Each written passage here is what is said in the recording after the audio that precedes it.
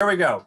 I'm Steve Walsh. I'm the military and veteran reporter for KPBS in San Diego. We're also part of a coalition of public media stations around the country called the American Homefront Project, which looks at military and veterans issues.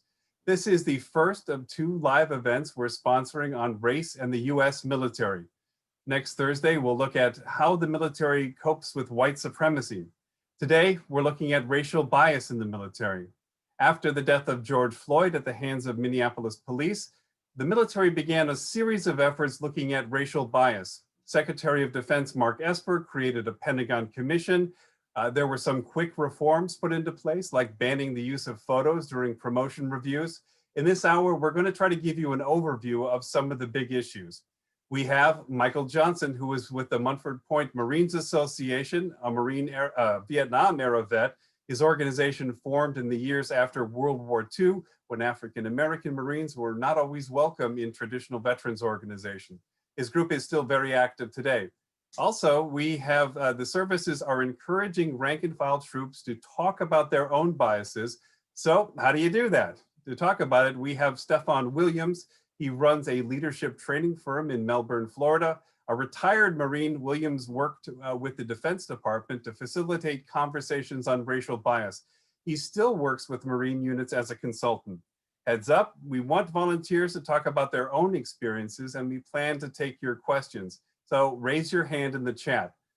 One of the areas that the Navy is examining is racial bias in the military justice system. We have Don Christensen, who is president of Protect Our Defenders. He's a retired Air Force colonel and military prosecutor. His group focuses on issues involving sexual assault, but they have also studied racial disparities in the service. And lastly, we have Rear Admiral Sinclair Harris. He retired in 2015 after 34 years in the US Navy. Harris is president of the National Naval Officers Association, which seeks to encourage diversity in the naval community. He is also a senior advisor to the One Navy Task Force, which is scheduled to make recommendations to the head of the Navy on ways to eliminate racial bias in the service. We're going to start with Admiral Harris. So, Admiral, if you could kind of frame the issue for us. Why does the military see itself as having a problem, and why do they care about rooting out racial bias?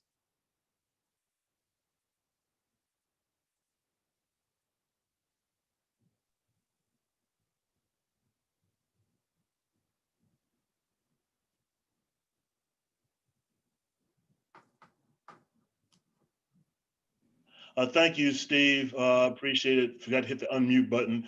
And it's great to be on such a distinguished panel. The issue of racism in the military goes back to its earliest days. It has come and gone in terms of its level of importance to the leadership in the United States military, and certain events such as, for this time, the George Floyd murder caused many to again reassess how they're valued in our military. In fact, I was just talking earlier today to a young midshipman at the Naval Academy who, along with many other midshipmen of color at the Naval Academy, were questioning why should we continue to serve in a nation that doesn't seem to always appreciate us? And I had to give them some encouragement about why. But this is a challenge that continues. We're a part of America. We're a microcosm of America. And America's got institutional racism in it. And we come from that same group of human beings. And why is it important? It's important because in a time, and it's not just about doing nice things for Black people. In a time when we have so many complexities to the warfighting environment, it is a strategic imperative that we get the best out of all of our men and women, regardless of race, regardless of creed, regardless of gender, regardless of orientation. We get the best out of all of them, because the more diverse and inclusive an organization is, every study will show that it is more innovative, more creative, more resilient, and better able to take a holistic view of the challenges that we have coming. So it's a strategic imperative, and I believe that the service chiefs and Secretary of Defense understand that. But by the same token, the Navy has looked at racial bias since, well, at least the 1970s, when the head of the Navy, Admiral Zumwalt, made inclusion a real issue and instituted a whole series of reforms. But we're still looking at it today. So, I mean, now there are efforts at the Department of Defense, each of the services. How are these efforts going to be any different from what we've seen in the past? Steve, great and tough question. We have to understand that progress is never a straight, smooth line. You may take 2 steps forward and 1 step back. That is just a matter of it's a matter of fact. So you mentioned Admiral Zumwalt. And the picture behind me is of Admiral Sam Gravely, who is the first African-American in the Navy's history to make flag. And that was during Admiral Zumwalt's era. He was the only one for a while. Frank Peterson was the only one for the Marine Corps for a while. Today, we have about 5 or 6 African-American flags. When I was still in uniform, we had up to 16, including a female 4-star, Michelle Howard, a male 4-star, Cecil Haney, and of course before them was J. Paul Reason. So the numbers have gone up and down, which is not right. But what it shows you, though, is that there has been progress, but progress is not sustained without the institution investing in the recruiting, the retention, and the career development of all the members of the force. We have a picture up on the screen right now. This is, I think this is 2018. This is the top leadership at the Pentagon with President Trump. It looks incredibly white. And I'm not, this is not a ding on President Trump. It didn't look much different, but in the Obama or the Bush years either. So, I mean, one of the issues here is you do not have very many officers, top officers in any of the service branches. Why is that? So, and as you can see here, you've got General Brooks, Vince Brooks. He was there, now he's retired, and his relief is General Brown, 1. That is not satisfactory. I don't see any women in this picture. And women have taken a continually more and more important role in our military. It goes back again to the 3 things that I know we talked earlier, the 3 things that everybody needs to succeed, whether you're talking about the military or civilian or any other part of life. Everybody needs mentoring, everybody needs coaching, everybody needs advocacy. And those are 3 different things. So mentoring, I think most everybody understands a decent definition of what a mentor is. It can come from 360 degrees, people above you, below you, beside you, on any number of topics. Coaching, what do coaches do? They get players ready for the field. They get people prepared to take on the tough jobs in order for them to take those key roles. And then the third one, and this is the more difficult one, is advocacy. And in the selection boards that we have in the military, as you go up in rank, those selection boards get tougher and tougher and tougher, no matter what service you're in. If you don't have people who are advocating for you, and in this case, advocating for people that may not look like you, then it's very difficult to break through. I know probably 3/4 of the gentlemen in this picture. They are fine men. But I asked them and I asked their current flag officers and generals this question: who are you mentoring? Who are you coaching? And who are you advocating for? And if they all look like you, then the picture's never going to change. Yeah. But this is also a numbers game, isn't it? You have to have a lot of people coming into the service that that 20 years from now are ready to step up and become that 2-star, 3-star, 4-star admiral. And right now, the Naval Academy, I believe it's like 5 or 6% of the incoming graduating class this year is African American. It doesn't sound like that pipeline is very secure right now. Well, You're talking about a very key thing, and you use a great term, the pipeline. So the first thing is you got to have a large influx. I think it takes about 3,000 ensigns to make one captain. And I'm sure it's some other huge number like that where you look at the other services. It takes a lot just to get the right quality cut, because you're not going to promote somebody who's not qualified for the position, especially to get more senior. So number one is you have to have a large number coming in, and that means you need to recruit from where they are. If you always fish in the same river, all you're going to eat is trout. Okay, you've got to go to where the diverse populations are: Black, Hispanic, women, Asian, all that. Then you mentioned pipeline. So there are leaks all along the pipeline. Okay, there are leaks at their first, when they finish their initial requirement, 5 or 6 years in as a officer in any of the military. That's a natural break point where a lot of people get out for any number of good reasons. We hope that one of them is not because they don't have a sense of belonging in the organization. We hope that that has been built up. That's what helps keep people pushing on through, and their families. Then the next one is at 20 years, it is changed because of some of the retirement rules that have changed, but generally speaking, around 20 years. And again, this is at a point where if you don't see a promotion on the horizon, what are you doing? Why are you staying there, especially given all the things that you're making your family and yourself put up with? Again, that goes back to those other points I talked about, advocacy and coaching being among the most important of those things to get through there. We've got our first question for you from the audience, and I wanted to give you enough time to be able to respond to it. And the question is, how do we start these discussions when leadership in the military are not tolerant of these discussions because it's political? I would disagree with that statement. I believe that the leadership, I know the leadership in the Navy, in the Coast Guard, in the Marine Corps, because I talk to them on a regular basis, have opened their minds. You can see it in any number of videos and listening to sessions. I've been a part of them. My other fellow flag officers have been as well. So I believe that they're more open-minded than that. The challenge is, how do you keep the pressure on as the next thing happens on the news cycle and takes attention away? How do you sustain the effort?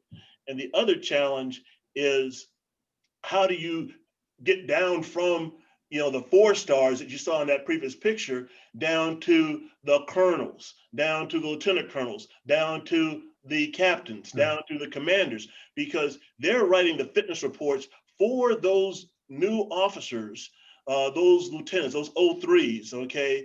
They're writing their fitness reports, and they can cause what I call the death valley to happen, where you have fitness reports that do not promote you and promote a sense of belonging to a young officer, and they decide to get out. Plus, they've got other people, IBM, Facebook, Google, other people who are looking for talented young men and women of color. And so you've got that drawing them out as well. That's another leak in that pipeline. Yeah.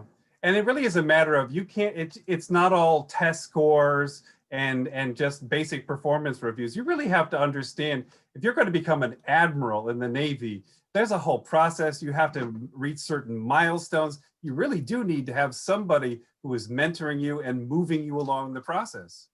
Absolutely. And I think that is true no matter which industry, academia, or any place else. If I've talked to people, that the words, and I use them intentionally: mentoring, coaching, and advocacy, those 3 things are all required in order to make progress. I was very fortunate. Again, when I retired, there were 2 African-American 4 stars who had been coaches and advocates for me. And there are other majority officers as well who have been coaches and advocates for me. You don't have to look like somebody to be a coach or advocate, but you got to have it in your heart. All right, we're going to try to bring in a veteran voice here. We've got Keisha Jevis-Jones. She's director of the education program at Workshops for Warriors here in San Diego. She is a former Marine. Keisha, are you there? Yes, I'm here. Thank you. Hi. Hi. So tell me a little bit about your service.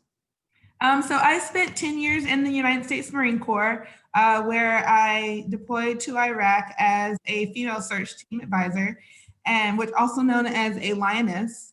I was administrator when I first joined. I became a reserve career planner, and then that ended me up on I&I duty, where I was a funeral honors coordinator for Western New York, as well as the Toys for Tots coordinator.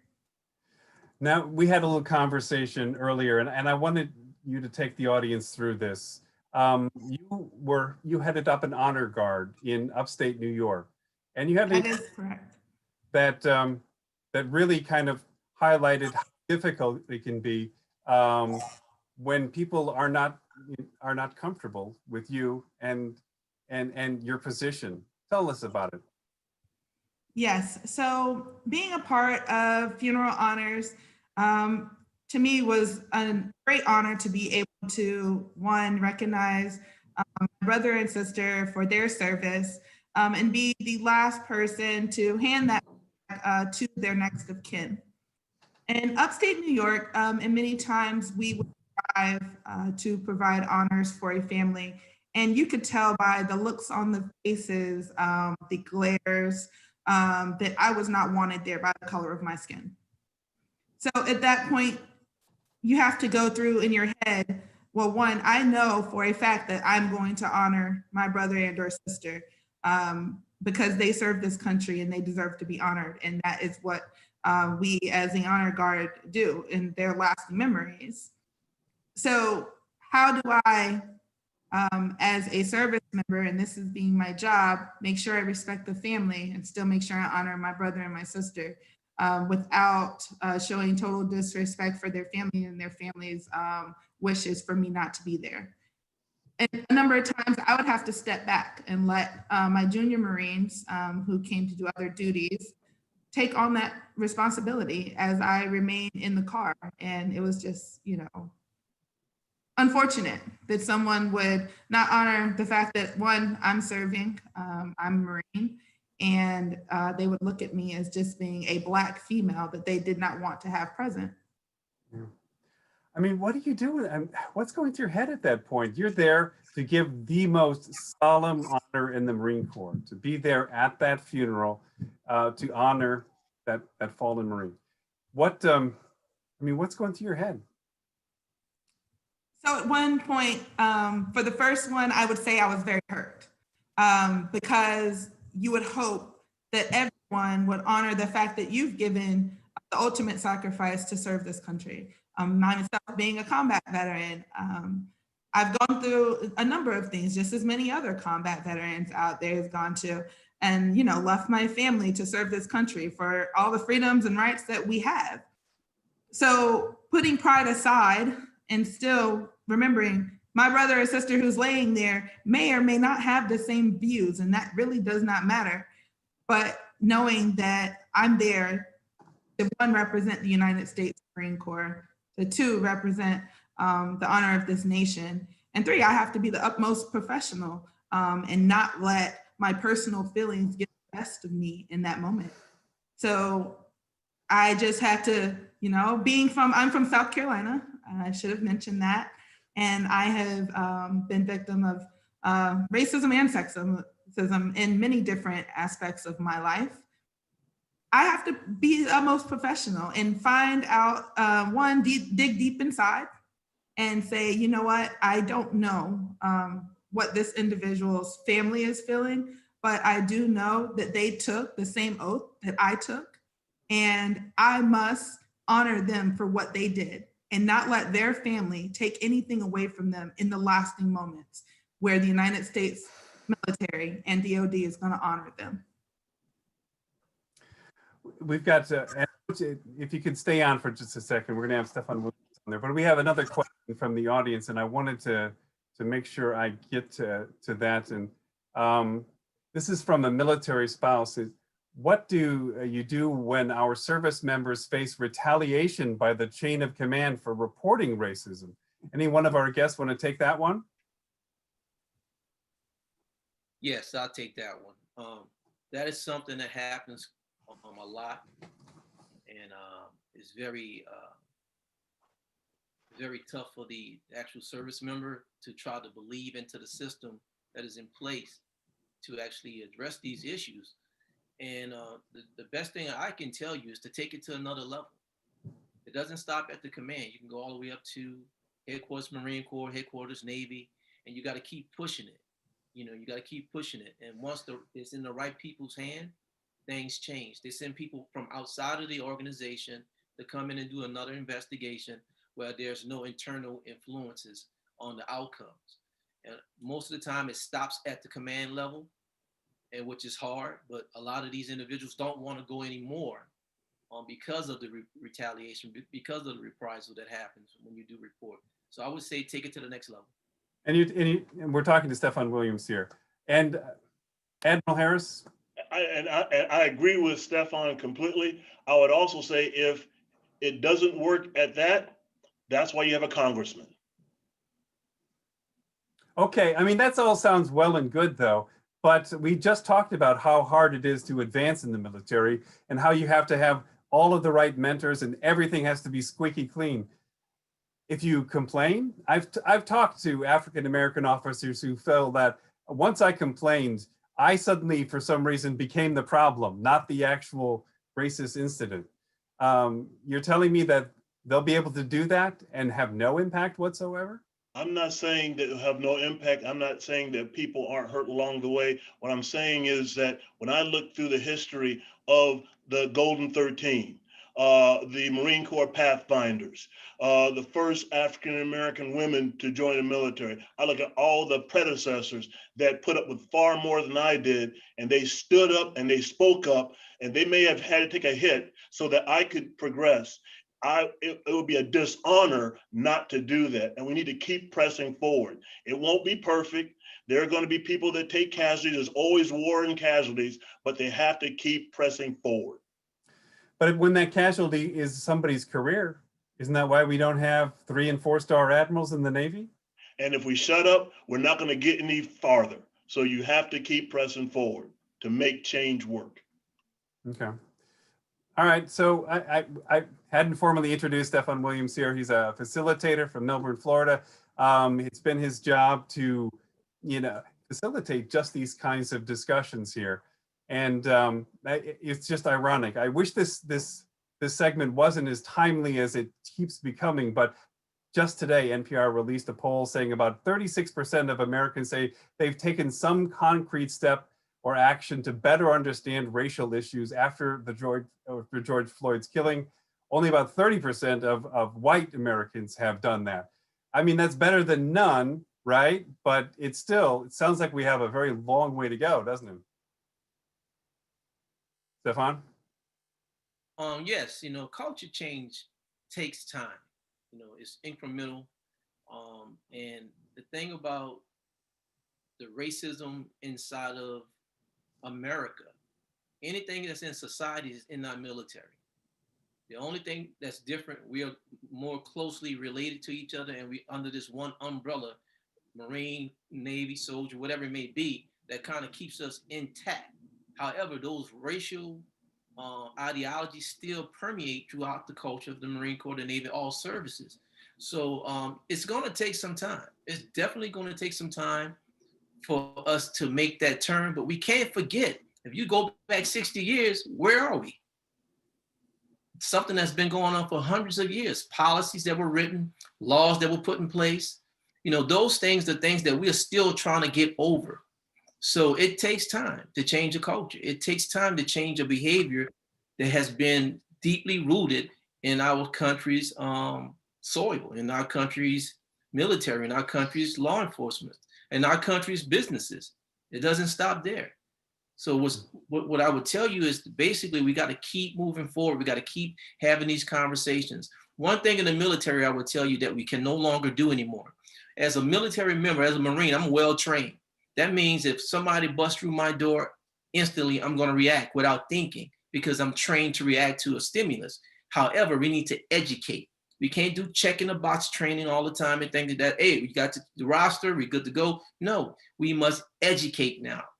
We must educate. And one of my mentors, my biggest mentor, who I'm still in contact with today, is Jane Elliott. And when I came across her brown eyes, blue eyes experiment, and I highly encourage anyone that's watching this, go and watch that on YouTube. 14 minutes will change your life. Race is a social construct. It's about power differentials. It's not about biological differences. It's about power. And when you understand, it doesn't matter what color you are, it depends on who writes the laws, who controls the laws of the land, who has the resources that will determine who has more and who has less. So we have Okay. to. All right. Well, you're the educator here. So, and going along with these efforts at the Department of Defense and at the Navy, they've talked about having these deck plate conversations. Yeah. Rank and file Marines, rank and file sailors, soldiers, they need to discuss these issues with one another and talk about their biases with one another. All right, so give us the rules. How do you go about doing that, and so you can have a productive conversation? Now, are you talking about at the higher organizational level or just at the lower level? What you do with your facilitation, right there, you know, person to person. The CNO is asking people to do that kind of a conversation. How do you do it in such a way? Well, it has to be set up properly. First, the first thing that needs to happen, the head must get in front of this. The head must get in front and say, hey, this is something important that we need to address. And it cannot be a canned speech. They need to reveal who they are and what their beliefs are so that people can say, okay, you know what? I can identify with you as saying, hey, we know these things are in our society. I have some biases myself. However, at this point, at this time, we must all open up to have this dialogue. Now, so the head must get up front. That means the leadership must get up front. Second, the environment must be safe. You got to create a safe environment, a psychologically safe environment, meaning that if I have a viewpoint that's different from yours, whoever's mediating that conversation should be able to keep everybody in a I would say in a neutral state. So if Sinclair says something like, hey, I disagree with you, Stefan, about that, and I allow him to speak, you know, the facilitator would set rules up, say, hey, don't say I disagree. Say, you know what, Stefan, I have a different perspective than you have. Allow me to share. Because the thing we got to keep down the defenses. So if a person feels that it's comfortable enough for them to speak on what they believe, now we can have an open dialogue as long as it's mediated properly. Everybody can't talk about this. You can't push them in an auditorium. You can't push them in a classroom without someone who's professionally trained to help mediate that very volatile conversation. So you got to put the leadership up first. Two, you got to set some type of norm to create a safeguard for everybody in the room so they want to share. They might have a different perspective. Teach them how to share, because everybody doesn't know how to communicate in the Marine Corps and just in the military. You know, we mostly, hey. I've heard that about the Marine Corps. Yeah. Yeah. Shut up and get it done. You know, shut up and get it done. You know, grow thick skin. You know, and that's kind of how we culture to talk about things. However, with this conversation, I need to be open to hearing a different perspective off the bat.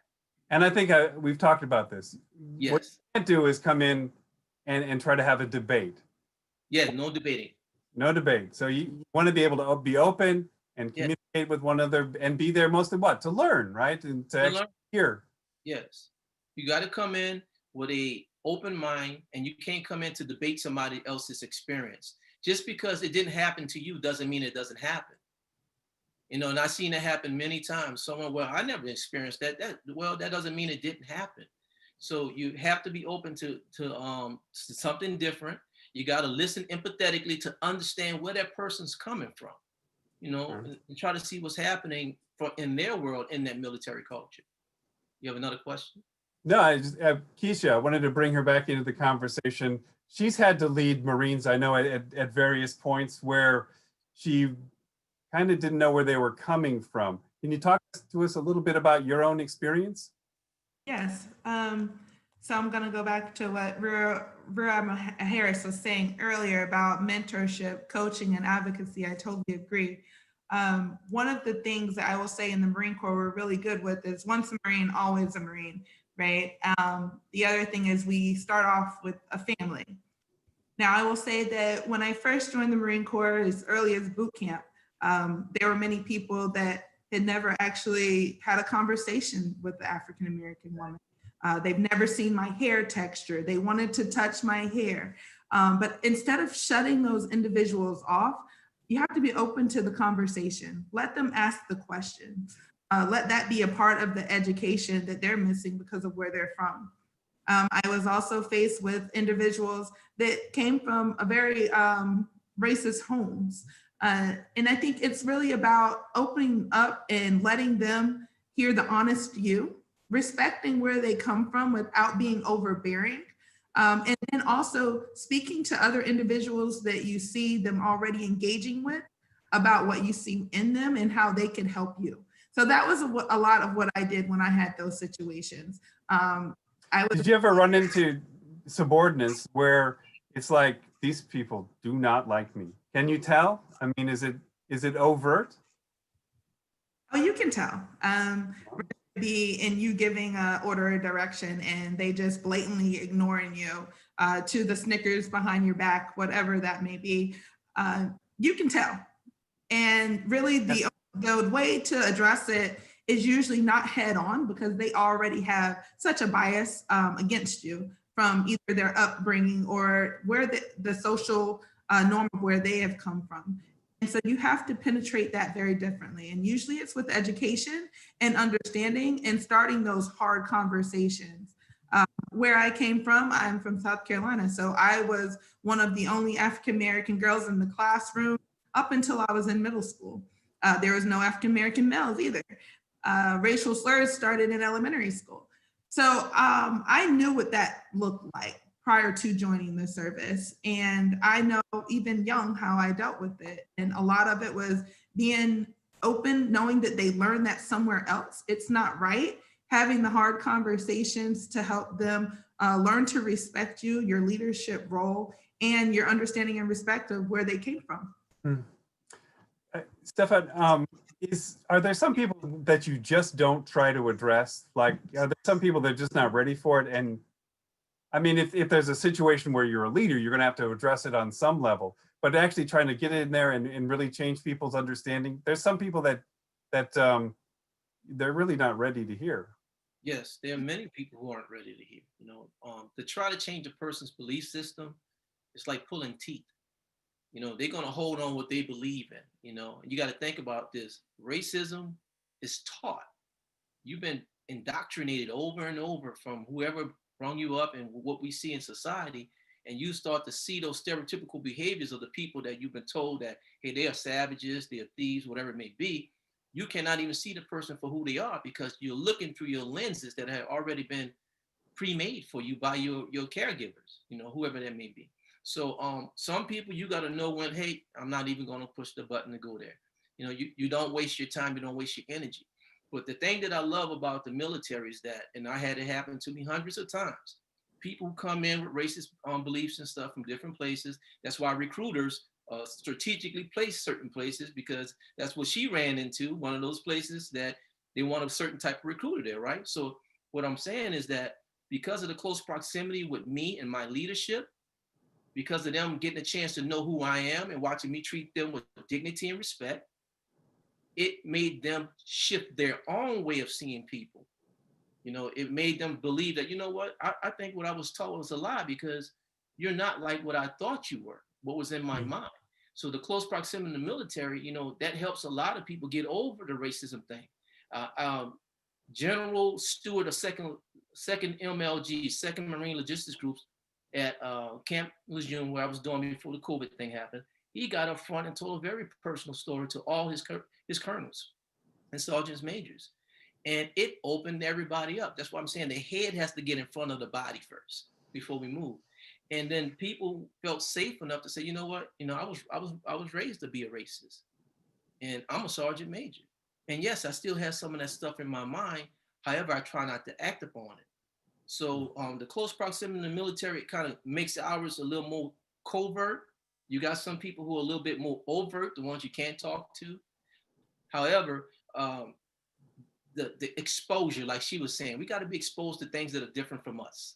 And we got to be open and learn what those things are, and not to stretch it out because I know our time is tight. But one of the things that I always done you know, as a Marine leader, as a facilitator of equal opportunity in the military, I say I go back to the Marine Corps leadership principles. Know yourself and seek self-improvement. Set the example. Okay. Know your people and look out for their welfare. If you're not actually putting those things in practice, you're not being a total Marine, because every Marine isn't green, and you need to know who they are, where they come from, the best way to connect with them, so we can get the best out of them through mentoring, coaching. We have another question from the audience. In such a political and racially polarized time, how do you engage service members, even those senior to yourself, when their point of view just doesn't sound like that they're ready to hear this? How do you engage somebody that is more senior to you on these topics? How do you call them out? Well, that is a very difficult position to be in, because of the power differential and how we are conditioned to be obedient to authority, right? So it's hard to call them out, because here goes the survival thing. We're always in survival mode. If I do this, would it jeopardize my safety, my well-being, my security? Should I say something? Most of the time, people won't say anything. So what I tell people to do is create allies and manage the right relationships, because I might need to go get, Sinclair, could you come and have a conversation with so-and-so about this, or something he said or something she said? You got to learn how to use your relationships to address certain issues, because I can't do it straight on. I might need to get somebody else to speak for me. All right, so I kind of want to really end on this one. And what do you need from people who are white, people like me who are white, who from that NPR survey are the most reluctant to address these issues? What do you need to hear from us? What do we need to do to really get this conversation going? Well, for the military, correct? So here's the thing that I say it, and anybody on the panel, if you agree with me, please speak up. If we continue going the way we're going right now, I did 21 years, and I've been out since 2014, came back and did some things with the military. It is a threat to national security for us to be that splintered. We are too splintered. So if I can't trust my brother and my sister to my left, to my right, to have my best interest in mind, we're not a force in readiness anymore. Matter of fact, it's fraud, waste, and abuse if we don't give everybody equal opportunity to ascend to the highest levels of their abilities. Fitness, merit, and what else? Abilities. That is how we're supposed to judge people. Military environment is supposed to be a meritocracy. It's about what you bring to the table, not what I look like, not what my sex is like. And if leaders can kind of get themselves wrapped back around there, we can be good. However, to answer your question a little more directly, is this: if you see things being done, it is your responsibility to speak up. You have to be an ally. We didn't get this far by ourselves. We got here, like the Admiral said, through having coaches and mentors who didn't look like us, because we're not in a position of power. So you have to speak up. And there's something. Say something. You got to say something. You can't be a passive bystander with this type of stuff. Even on the streets, if I'm being harassed, a bully, just if you stood to the left of me just to watch what's going on, I don't feel alone. I feel at least somebody's there to capture this. Somebody's there for me that don't look like me. Because when I look at me, I say, you don't have any power. I need somebody with power, somebody they respect. So say something, speak up, pull your camera out, pull that person to the side, even say, hey, look, I see what happened. It was wrong, and it shouldn't have happened that way. Let me help you address this issue. That is what needs to be done. We need to go. It's really as simple as that. How often do people who are white reach out and ask legitimately, or start engaging in a conversation? I don't know if you want people asking questions, but how often do whites approach any of you and talk about, any? Me, very often. I'm always on the phone. Very often. Well, you, because you're a facilitator, right? But yeah. Anybody who doesn't know who you are and what you do? Well, I would say even in my social gatherings or when I'm going around, I'm a very talkative person. I greet everybody with brotherly and sisterly love. Hey, how you doing? What's going on? And just because I don't look threatening all the time, they might be open to having a conversation with me. And it done happened recently at Publix. A guy in a parking lot dropped my debit card. Come to find out, he was a Navy veteran. And he said, "Oh man, you're a Marine." And we started talking, and he wanted to talk about what was going on. And he said, "Hey man, we're not all like that." I said, "I never thought you were." And we hugged, and he looked at me, tears welled up in his eyes, because he thought he was going to probably be rejected. When we start to connect with our humanity, that's when we start to see really how this stuff is supposed to work. You got to meet people where they are and coach them to where you want them to be, or help mentor them to where you want them to be. And it takes time. You got to be patient, but you got to be persistent. All right. I just real quick. Admiral. I sent a letter out to my NNOA members on the 31st of, I think it was May. And it was because a lot of people were reaching out to me, asking me the questions you're asking. And I said to them, I said, there are three things you need to do. You need to speak up, but speak up with passion, but with courtesy. Okay, you gotta be professional. To stand up, you have to perform. You can't just give up. You have to perform, so they can't pull that against you. And the third thing is you've got to build trust. And that's a tough one, okay? But we depend on it. Those people that were fighting the fire on the Baham Rashad had to trust each other. When those Marines and soldiers and airmen go into battle in Afghanistan, they've got to trust each other in the firefight. So you've got to, just as we have to trust each other in those environments, we got to learn to trust each other in this environment. And that means communicate. And it's tough and it ain't perfect. And I love the comments I'm seeing on the chat line here. And some of my answers, people will say, yeah, well, whatever. But I'm gonna tell you, that's what you got to do. You got to build that trust. You got to stand, you got to speak up. All right, thanks a lot, Admiral. I'm being told we got to keep moving around here, or we're not going to get all of our guests in here. And our next guest is Michael Johnson. He's with the Munford Point Marine Association, officially founded in 1965, but it has its roots in World War II. The Tuskegee Airmen get all the press, but this may be the most important veteran group that you may have never heard of. They fought in Okinawa, Iwo Jima, and other Pacific campaigns, all in a segregated military. The first chapters were created in 1965, and the group is still active today. Michael Johnson, tell me a little bit about your organization. Yeah, no. Can you hear me? I can. You're breaking up a little bit, but I think we're going to be good. Okay. Yeah, Marines, of course, we were the first African Americans to be allowed to join the Marine Corps in 1942, at the same time along with the Tuskegee Airmen. And of course, we went through all of the racial disparities as everyone else went through. We had to prove ourselves as we were indoctrinated into the Marine Corps. We were treated just as anyone else in the Marine Corps, but being African American, our motto was that we could not fail. And the whole mission of all the instructors when they trained these young men. Michael, I think I'm going to have to stop you. I don't know if you can even hear me, but you're really breaking up really badly. So we're having a hard time understanding what you're saying. I'm going to kind of move on a little bit and maybe give him a bit of a chance to come back in.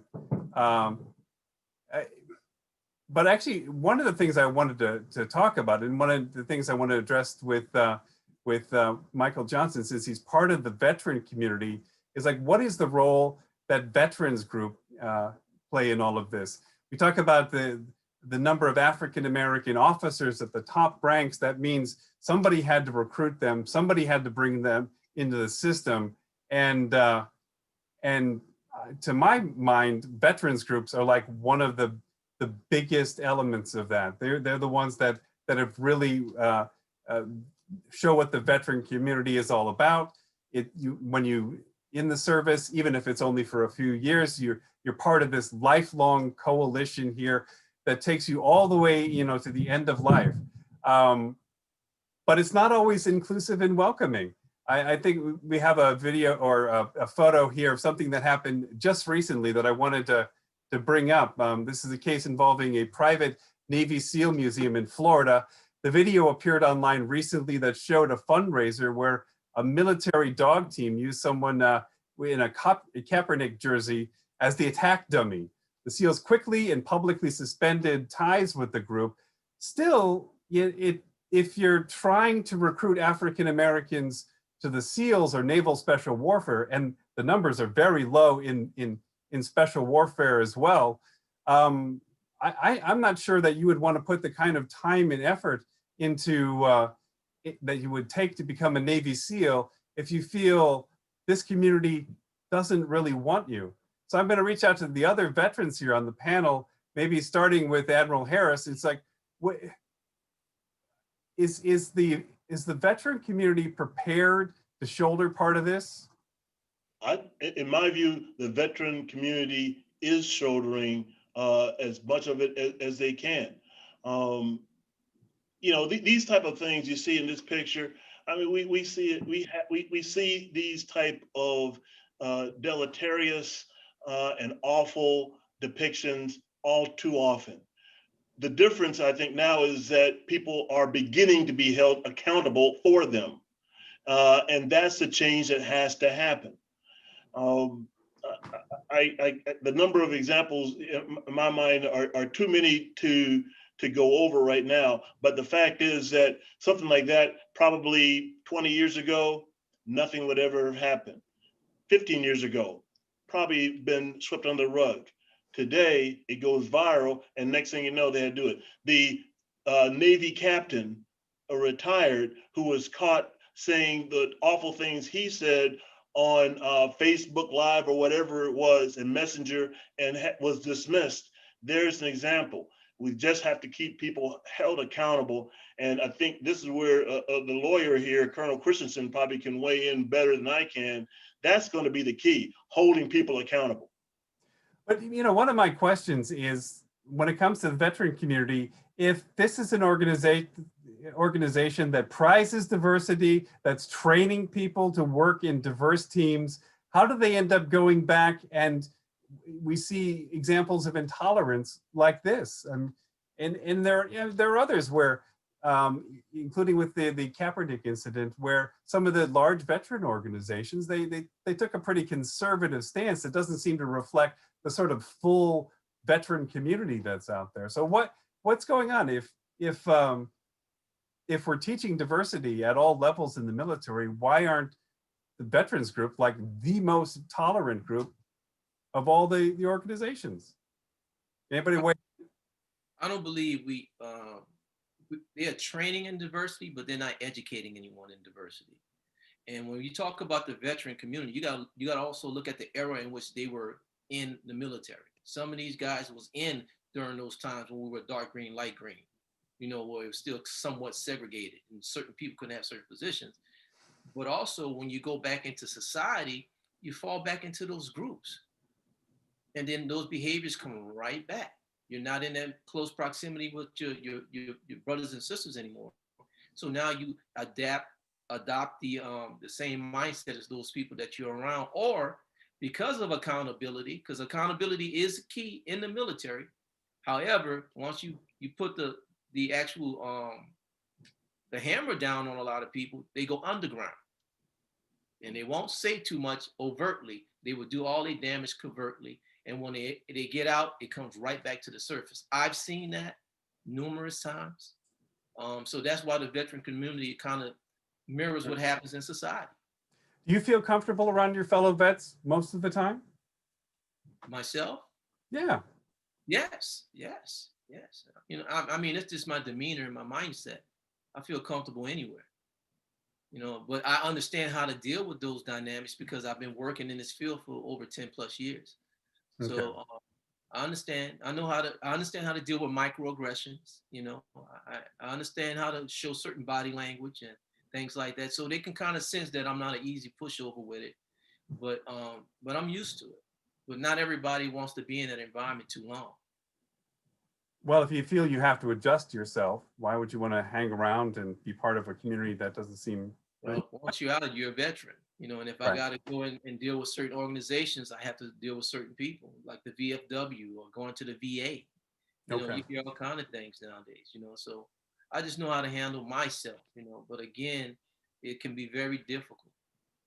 Okay. And I don't want to suggest that it's always a bad experience when you're dealing with the American Legion or the VFW or the It's not. or any of the other mainline groups. But all right, so I don't want to paint with a broad brush.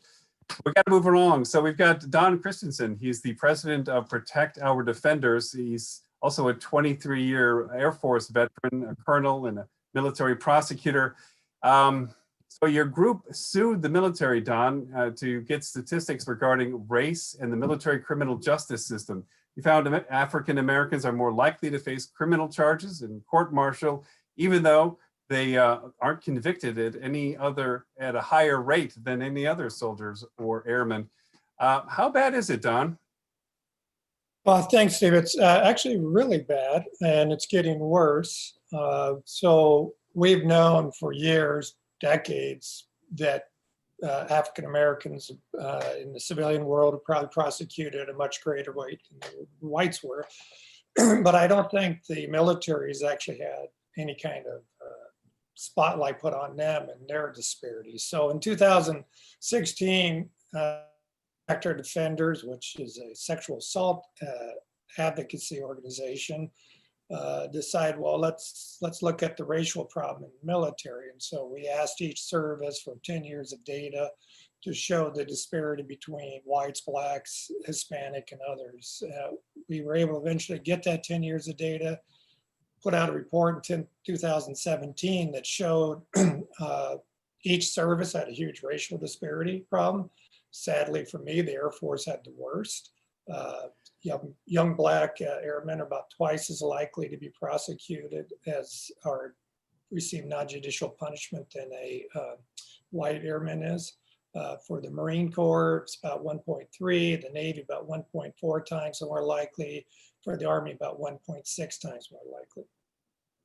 And even if you're not ultimately convicted of a crime, this still has real consequences for your career and consequences that could go on throughout your whole life. Oh yeah, this is upward mobility is one of the great benefits of the military, is that you can lift yourself up through education benefits, jobs, etc. What we see is when people get into the military justice system, or they get an administrative discharge, get a bad performance report because of an investigation, that is something that's going to affect them the rest of life. They lose the GI Bill, they often will get a discharge that's less than honorable, and that is something that follows you to your grave, literally. You know, if you don't get a fully honorable discharge, you lose so many benefits. And so we know that the African American community is investigated at a much higher rate, prosecuted at a much higher rate. Yeah, but what we don't know, but I'm 100% confident of, is what happens with the administrative part. Are they getting reprimands at a higher rate? Are they getting counseling at the higher rate? Are they getting a poor performance report at a higher rate? And I'm certain that they are.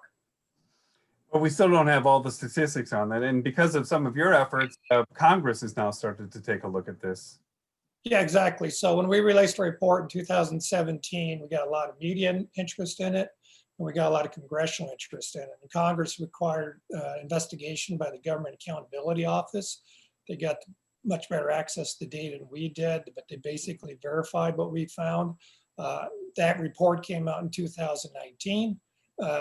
Sadly, the GAO asked all of the services, what are you doing about the racial disparity problem? And all of the services admitted they were doing nothing. And now this is something they've known about since at least the 70s. Congress passed more legislation requiring now the services to report what they're doing and how they're going to address racial disparities.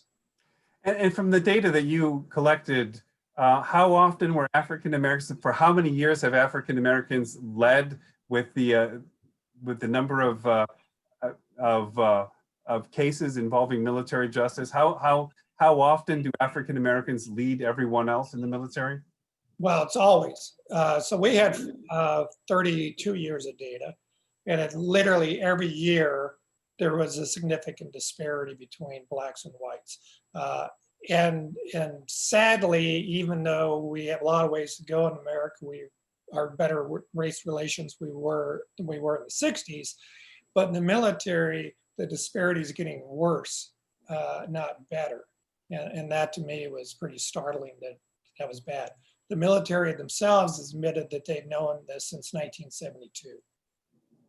And just, to make clear on this point, it's not just, whether you're convicted of a crime, but this can lead to somebody getting gigged early on in being part of the military justice system. That can impact whether or not how far you're going to rise in the ranks, even years later. If you get out of the military, this is going to be on job applications. This could impact security clearance. A lot of people leave the military and then go on to work in the defense industry and the like, in other parts of the federal government. You may not be able to get a security clearance right away. This literally does follow you for the rest of your life. Yeah, absolutely. And, that's one of the things that was really concerning to me. One of my motivations for doing this, the Supreme Court has above its doors equal justice under law. And I definitely knew we'd had that problem in the military. The people are supposed to be ensuring that wasn't happening. And so, for a young Black man or Black woman who is facing what they view and very often discrimination, that's not equal justice. And that is something that drives them out, something that, as you said, security clearance can be lost. If you get a general discharge, you're not going to get a job in the federal government. You get it under other than honorable conditions discharge, you're going to have a hard time getting a job. So it's a lifetime stigma. So I'm going to ask you the question that you can't answer. How do you fix this? Yeah, well, that's great. When I asked for the data was to show the problem, not how do you solve it. The disappointing thing to me was, we released our report in 2017 and the military did nothing. And then the GAO released their report in 2019, the military did nothing. Then we released our report May 27th of this year in the follow-up showing that they had done nothing. And that was 2 days after Mr. Floyd was murdered. And I think those two events really caused the military to look at this. And I think that's the key. They have been not acknowledging it, and now they are acknowledging it. Hopefully that's going to move somewhere. Congressional oversight is really critical, and Congress has had a hearing on this, and I'm guessing going to have annual hearings to see how it's moving forward. To be completely blunt, how white is the military justice system? It's incredibly white. So when I retired from the Air Force in 2014, in December, we had 124 colonels. One of them was African American. And for me, it was very frustrating because JAG Corps leadership seemed to be fine with the fact, hey, we're not racist, we have one Black guy. Well, we needed a lot more. And I know of no Black judges currently serving in the Air Force. I've heard there's no Black judges serving in the Navy. It's a real problem.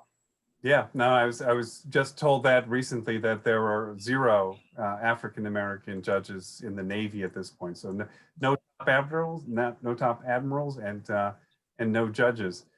We've got just probably about a minute here for a jump ball question. And so what is it that stands in the way of allowing the military to become the real model for diversity, which is in many ways, that's how people see our military, as everyone in this country coming together as one. Somebody want to tackle that in under a minute? Accountability. We have to hold people accountable for racist actions, for improper evaluations, for poor judgment. It's accountability. We hold ourselves accountable for fires, for collisions, for groundings. We have to hold people accountable for this. Okay. That is where we're going to leave it here. On behalf of KPBS and American Homefront, I want to thank our guests. Unfortunately, Michael Johnson, who was with the Munford Point Marine Association, I'm so sorry we couldn't get you on here. Stefan Williams, owner of HABU Leadership Development, Don Christensen with Protect Our Defenders, and Admiral Sinclair Harris. This event will be available on YouTube. There should be a link on the KPBS website in a little bit here. And join us next Thursday at 6 o'clock Pacific time when we take a look at white supremacy in the US military. I hope to see all of you. I'm Steve Walsh. Thank you so much for everybody who participated.